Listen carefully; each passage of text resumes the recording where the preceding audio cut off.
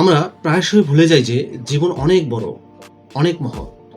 অথচ আমরা প্রায় জীবনকে একটি নির্দিষ্ট ছাঁচে বেঁধে ফেলতে চাই। আর যখনই সেই ছাঁচটি ভেঙে যায়, তখনই আমরা আতঙ্কে অস্থির হয়ে উঠি। মনে হয় বুঝি সব শেষ হয়ে গেল।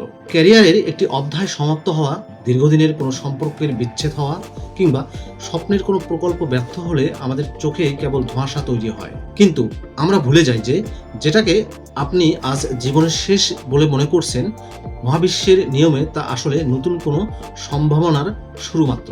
চাকরি হারিয়েছেন, কিংবা দীর্ঘদিনের সম্পর্কটি থমকে গেছে, কিংবা যা যা পরম মমতায় গড়েছিলেন তা চোখের সামনে ভেঙে চুরমার হয়ে গেছে। ভেঙে পড়া মানে কি জীবনের রীতি? একেবারেই নয়, বরং এই ভেঙে পড়াটা অনেক সময় অত্যন্ত জরুরি। একটি পুরনো জরাজীর্ণ ইরামত না ভাঙলে যেমন নতুন করে স্থাপত্য গড়া অসম্ভব, তেমনি জীবনের পুরনো জঞ্জাল ও অপ্রয়োজনীয় অভ্যাসগুলো ঝরে না পড়লে নতুন কোনো সৃজনশীল অধ্যায়ের সূচনা সম্ভব নয়। আপনার বর্তমান সংকটটি আসলে এক ধরনের শুদ্ধিকরণ প্রক্রিয়া। এটি আপনাকে পুরনো সব জড়তা থেকে মুক্ত হওয়ার সুযোগ করে দিচ্ছে। যারা ব্যর্থতায় কুঁকড়ে যায় তারা কেবল অতীতকে আঁকড়ে ধরে থাকে, কিন্তু যারা সাহসী তারা ভেঙে পড়া সেই ধ্বংসস্তূপ থেকে নতুন জীবনের ভিত্তিপ্রস্তর স্থাপন করে।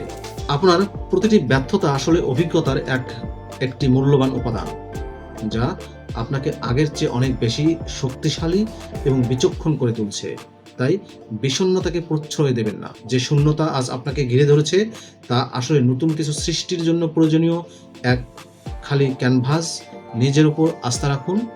মনে রাখবেন, যা কিছু শেষ হওয়ার ছিল তা শেষ হয়ে গেছে, যাতে নতুন যা আসার তা যেন আপনার জীবনের শ্রেষ্ঠ রূপ নিয়ে আসতে পারে।